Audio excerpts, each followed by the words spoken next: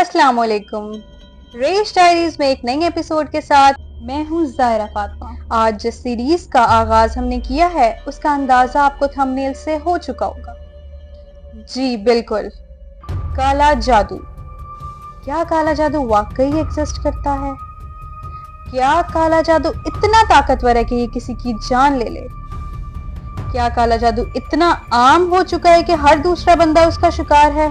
इन सब सवालात का जवाब देने के लिए आज हमने अपने स्टूडियो में जिस खातून को इनवाइट किया है वो इन सब मामलात को करीब से जानने का एक्सपीरियंस रखती हैं। अस्सलाम वालेकुम शानज़े, कैसी हैं आप? और आज की हमारी पॉडकास्ट में आने का और हमारे लिए वक्त निकालने का बहुत शुक्रिया।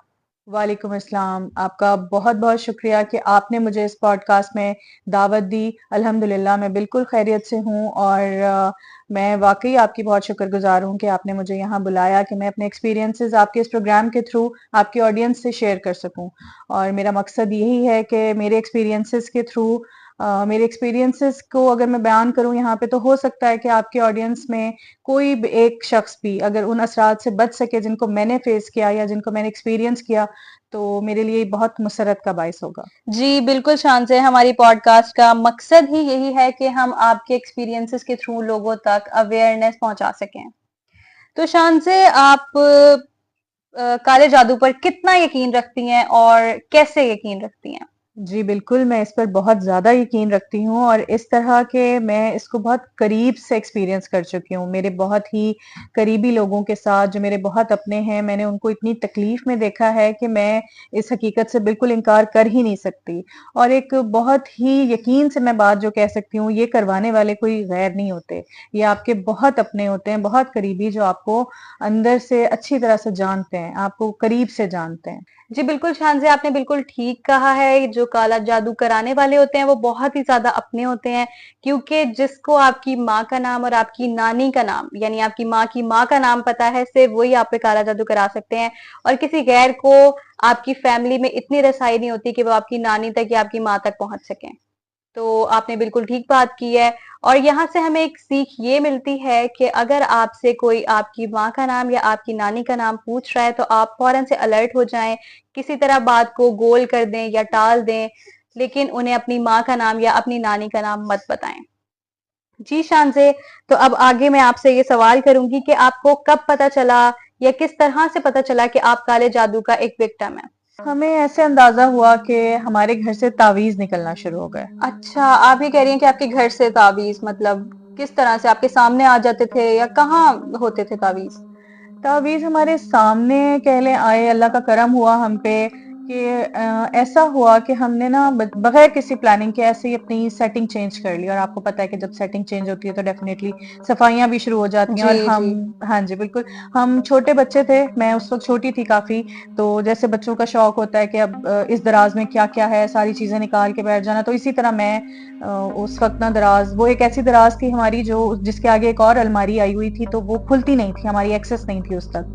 जब मैं छोटी थी, मैंने वो दराज को, उसकी सारी चीजें निकाली, तो जैसे अम्मी बिछा देती थी कागज के, उसके ऊपर फिर हम चीजें रखते थे। दराज में पहले कागज होता था, तो वो कागज जब हमने उठाया तो उसके नीचे से वो निकल आए, अजीब से, वो बंधे हुए, उस पर धागा लिपटा हुआ और उस पर जो पॉलिथीन होती है वो भी लिपटी हुई थी।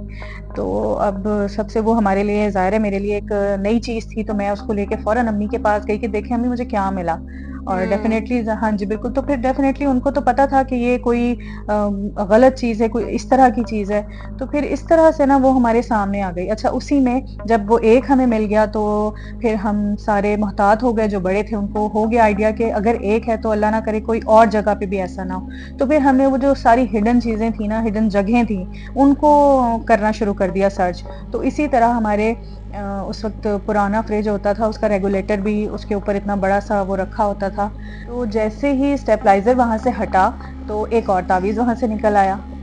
बस फिर तो ज़ाहिर है हम सब परेशान हो गए। और वो बहुत, जो पहला हमारे साथ ये चीज़ हुई थी कि ये तावीज़ हमारे घर से पहली दफ़ा निकला था, तब हमें पता चला था कि कोई तो गड़बड़ सिर्फ है। आपसे के घर से तावीज़ ही निकलते थे या कुछ और भी ऐसा होता था जी, कि? जैसे मैंने बताया कि ये पहली दफ़ा, ये पहली चीज़ हुई थी जो हमारे घर में तावीज़ निकला था। उसके बाद से हमारे सहन में ना खून के छींटे आके गिरते थे।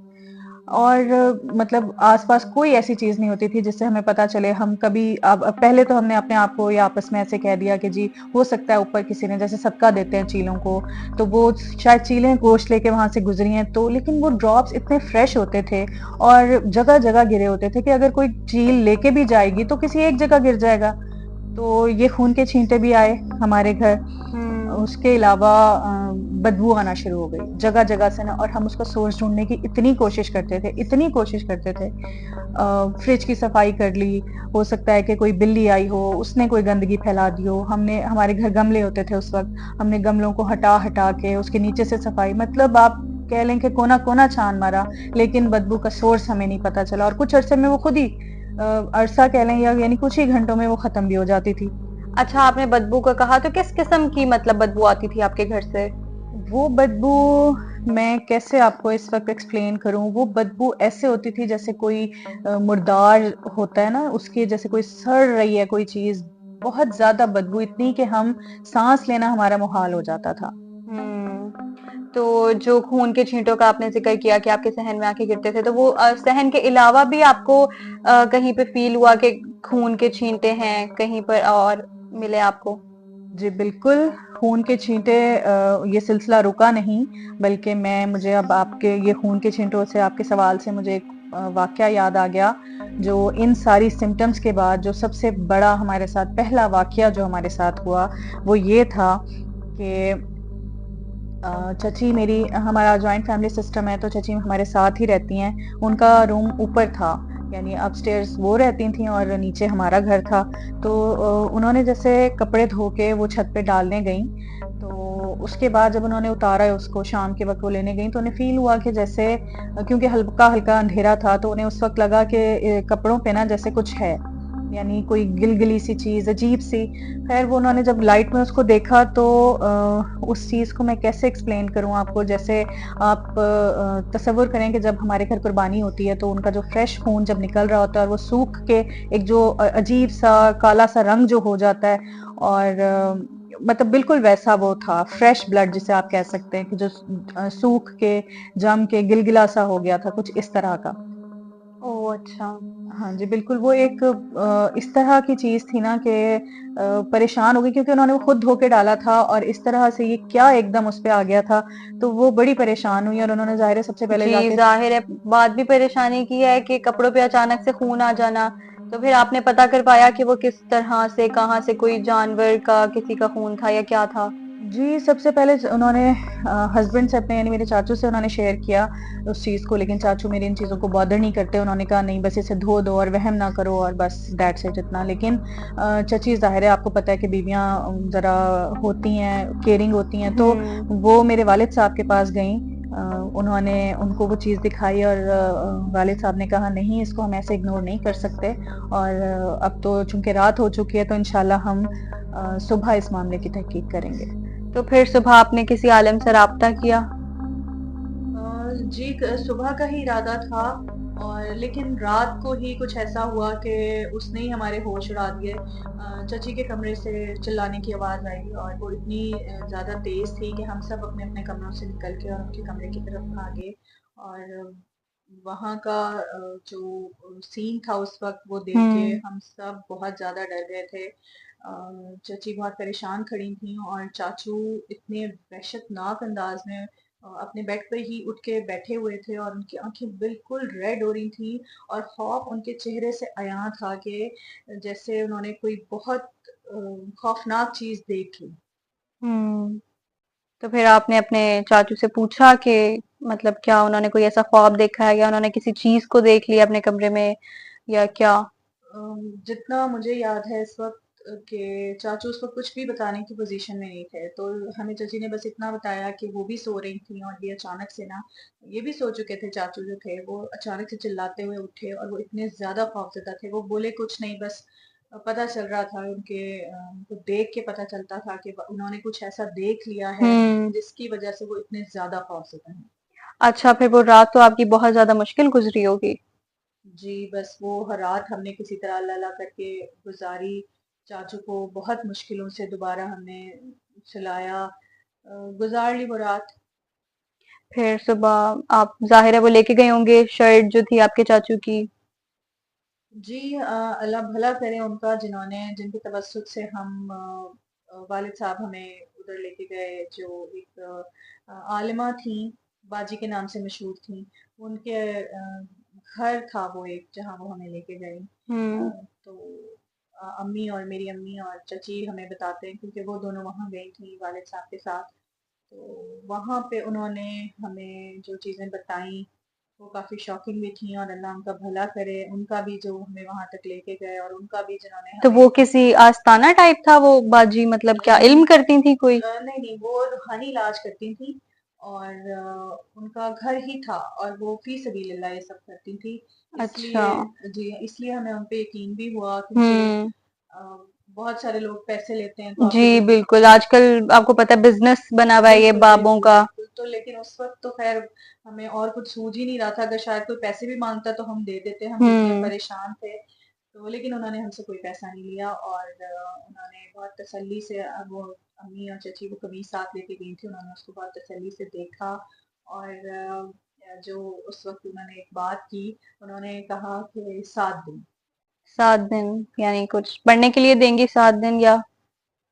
جی میری چچی امی بتاتی ہیں بہت نارمل تھی وہ دونوں ہی، کیونکہ ہمارے لیے بہت بالکل پہلی دفعہ یہ سب ہم ایکسپیرینس کر رہے تھے. تو 7 دن جو انہوں نے کہا، تو ہم وہ بھی یہی سمجھی کہ یہ کچھ 7 دن کے لیے کوئی عمل بتائیں گی، کوئی وظائف بتائیں گی. لیکن وہ 7 دن وہ ایکچولی انہوں نے یہ بتایا تھا کہ جس نے بھی یہ مکروہ عمل، مکروہ تو نہیں ہم اسے کہیں گے، یہ تو ایک بہت ہی غلیظ عمل ہے، جس نے بھی یہ کروایا تھا وہ ایک کالا جادو جیسے تھا، کالا جادو کا عمل تھا. اور جادو اتنا شدید اور اتنا سخت تھا کہ وہ اس کی لمٹ جو تھی وہ 7 دن کی تھی. مطلب جی یعنی کہ 7 دن کے اندر اندر وہ کسی کو اتنی دشمنی، کسی کو اتنا حسد ہم سے تھا کہ 7 دن میں اس نے یہ میعاد رکھی تھی کہ اللہ نہ کرے ہمارے چاچو 7 دن کے اندر اندر اس دنیا سے چلے جائیں گے. او مائی گاڈ، کوئی اتنا بھی نفرت کر سکتا ہے کسی سے؟ بس جی اللہ بچائے. بہرحال ہم تو اللہ کا ہی کرم ہوا کہ ہم ان تک پہنچے، اللہ نے انہیں وسیلہ بنایا، اور انہوں نے ہمیں وظائف دیے. انہوں نے کیا بہت زیادہ کوئی پڑھنے کا ہمیں اتنا زیادہ نہیں بتایا، لیکن موسٹ پاورفل دعا ان کی تھی جو آیت الکرسی جسے ہم کہتے ہیں. انہوں نے آیت الکرسی ہمیں بتائی، اور میں بہت زیادہ شکر گزار ہوں ہماری ان فرینڈس کے، ہمارے ان نیبرز کے، جو ہمارے بہت قریبی تھے اور بہت مخلص تھے بھی اور ہیں بھی. انہوں نے ہمارا بہت ساتھ دیا، ہمارے ساتھ مل کے پڑھائی کرائی اور دل سے کروائی. مجھے یاد ہے وہ دن کہ ٹوٹ جاتی تھی ہمت چاچو کو اس حال میں دیکھ کے، کیونکہ ان کی حالت جو ہوتی تھی راتوں کو دن میں، وہ بالکل اپنے ہوش کھو بیٹھے تھے. اور بیچ بیچ میں ظاہر ہے ہمیں رونا بھی آتا تھا. وہ بہت ہی کہنے کہ آپ ایسے دن تھے جیسے ہمیں پتہ نہیں تھا کہ اگلے ہی پل کیا ہو جائے گا. لیکن ہم اللہ پہ ہم نے بھروسہ رکھا اور ان کو دعاؤں کو اپنے ساتھ رکھا. اللہ تعالیٰ نے ہم پہ کرم کیا اور وہ 7 دن گزر گئے خیریت سے. چلیں اللہ کا شکر ہے کہ اللہ تعالیٰ نے آپ کو اس مشکل وقت سے نکالا، اور صحیح وقت پہ آپ کو وہ صاحب علم خاتون مل گئیں جنہوں نے اس کالے جادو کا، اتنے سخت کالے جادو کا توڑ کر دیا. ورنہ آج کل کے دور میں تو یہ بہت مشکل ہے کہ آپ کو ایک اوتھینٹک علم والے حضرات مل جائیں. جی بالکل آپ نے درست فرمایا.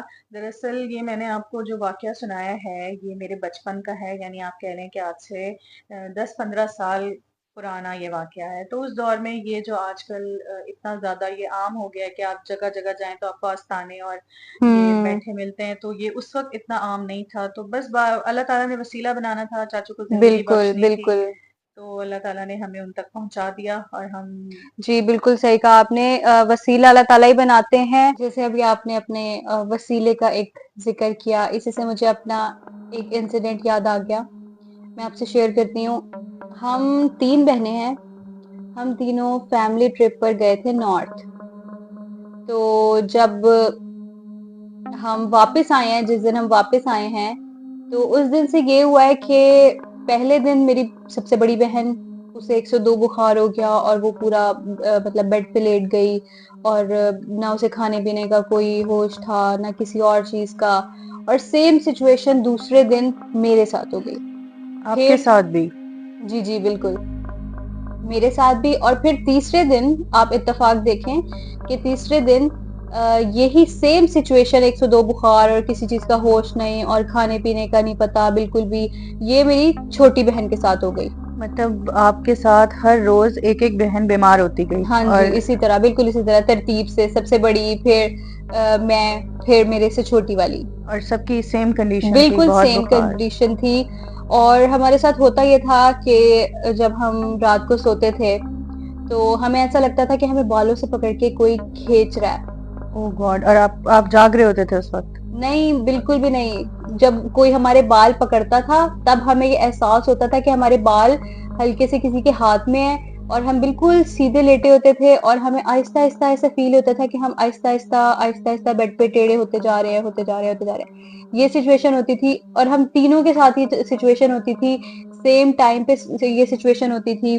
اور ایسے ہوتا تھا کہ ہمارا کوئی کمبل کھینچ رہا ہوتا تھا یا پھر اس طرح ہوتا تھا کہ جیسے سوری میں آپ کو انٹرپٹ کر رہی ہوں، لیکن میرے ذہن میں ایک سوال بہت دیر سے آ رہا ہے کہ یعنی جب آپ اس طرح سے گھوم رہے ہوتے تھے تو آپ کہہ رہی ہیں کہ آپ سب ساتھ تھے، آپ بالکل تینوں بالکل بہنیں. ایسے تھا کہ ہمارے الگ الگ بیڈس تھے، ٹھیک ہے، الگ الگ بیڈ ہوتے تھے اور سب کے ساتھ سیم سچویشن ہو رہی ہوتی تھی، لیکن کسی کو بھی یہ نہیں پتا ہوتا تھا کہ اس کے ساتھ ہو رہی ہے یا اس بیچ والی کو یا بڑی والی کو یہ نہیں پتا ہوتا تھا کہ میرے ساتھ یہ ہو رہا ہے، مجھے یہ نہیں پتا ہوتا تھا کہ چھوٹی والی کے ساتھ یہ ہو رہا ہے. اور ہم سب کے ساتھ یہ ہوتا تھا اور ہم صبح پھر شیئر کرتے تھے کہ ہمارے ساتھ ایسے ہوا ہے، تو وہ کہتی تھی کہ ہاں جی میرے ساتھ بھی اسی طرح ہوا ہے. تو یہ ہوتا تھا ہمارے ساتھ. اس کے علاوہ ہمارے ساتھ بیڈ ہمارے ہلنے شروع ہو جاتے تھے. بیڈ ایک ہلتے ساتھ تھے، ہی وہ بھی سب نہیں وہ ساتھ نہیں ہوتے تھے. جیسے میرا بیڈ ہل رہا ہے، ہم یہ بھی سوچتے تھے کہ شاید ہو سکتا ہے کہ زلزلہ وغیرہ کچھ آ رہا ہو، لیکن میرا بیڈ ہلتا تھا بہت زور سے، دھڑ دھڑ دھڑ دھڑ. پھر اس کے بعد جو ہے میں پوچھتی تھی اپنی بہنوں سے تمہارے بیڈ بھی ہل رہے ہیں؟ یعنی اس وقت آپ جاگ رہی تھیں جب آپ کا جی جی بیڈ؟ جی بالکل اپنے پورے ہوش و آواز میں تھی اور بیڈ ہل رہا تھا. میں نے اپنی بہنوں سے پوچھا کہ آپ کا بیڈ بھی ہل رہا ہے؟ انہوں نے کہا نہیں ہمارا بیڈ نہیں ہل رہا. تو اس کے آپ یقین کریں 7 منٹس بعد دوسری بہن کا بیڈ ہلنے لگ گیا اور تب اس نے پوچھا کہ اب تم لوگوں کا بیڈ ہل رہا ہے؟ ہم نے کہا نہیں.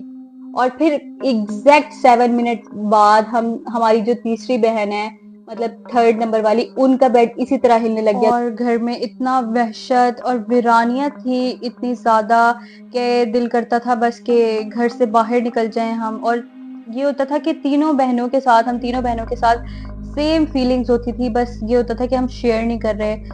پہلی والی دوسری کو نہیں بتا رہی، دوسری والی تیسری کو نہیں بتا رہی. اور لیکن جب یہ بہت زیادہ چیزیں پھر بڑھنے لگیں پھر ہم نے ایک دوسرے سے بھی شیئر کیا، پھر ہم نے یہ بات مما سے بھی شیئر کی. اچھا، یعنی آپ نے اپنے ماما بابا سے ابھی یہ بات شیئر نہیں کی تھی ابھی؟ نہیں، ہم نا اس چیز کو تھوڑا نارمل لے رہے تھے. پہلے ہم اتنا زیادہ سیریس نہیں لے رہے تھے، لیکن بس جب یہ زیادہ چیزیں بڑھنے لگیں پھر ہم نے کچھ اس طرح اس لیے بھی نہیں بتایا کہ مما باپ پریشان نہ ہو جائے. لیکن پھر ہم نے سوچا کہ بھائی اتنا زیادہ یہ ہو رہا ہے تو اس کا ظاہر ہے کوئی نہ کوئی علاج تو ہونا ہی چاہیے. پھر ہم نے یہ بتایا اپنے مما کو، مما نے بابا سے شیئر کیا. پھر کسی نے ہمیں ایک بزرگ کا بتایا تو پھر ان کے پاس ہم پہنچے اور ان کو ساری جتنی بھی سچویشن تھی گھر کی اور ہم تینوں بہنوں کی جو کنڈیشن تھی ان کو وہ ساری ایکسپلین کی. اور پھر انہوں نے یہ کہا کہ آپ پر ایک وار کیا گیا ہے جو کہ حسد کا ہے. حسد کا وار؟ جی بالکل حسد کا وار ہے. پھر ہم نے بھی یہی سوچا کہ مطلب کسی کو کیا حسد ہو سکتی ہے ہم سے.